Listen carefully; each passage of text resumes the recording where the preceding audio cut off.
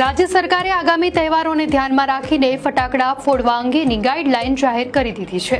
જાહેર સલામતી અને પર્યાવરણીય ચિંતાઓને ટાંકીને સરકારે વિદેશી ફટાકડાની આયાત પર સંપૂર્ણ પ્રતિબંધ મૂક્યો છે।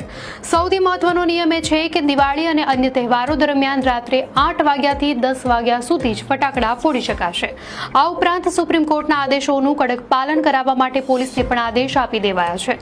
ગુજરાત સરકારે જાહેર કરેલી નવી ગાઈડલાઈન મુજબ દિવાળી દરમિયાન ફટાકડા ફોડવાનો સમય માત્ર 2 કલાક એટલે કે રાત્રે 8 થી 10 વાગ્યા સુધીનો જ રહેશે। ક્રિસમસ અને નવા વર્ષની પૂર્વ સંધ્યાએ મોડી રાત્રે 11:55 થી 12:30 વાગ્યા સુધીની છૂટ અપાઈ છે।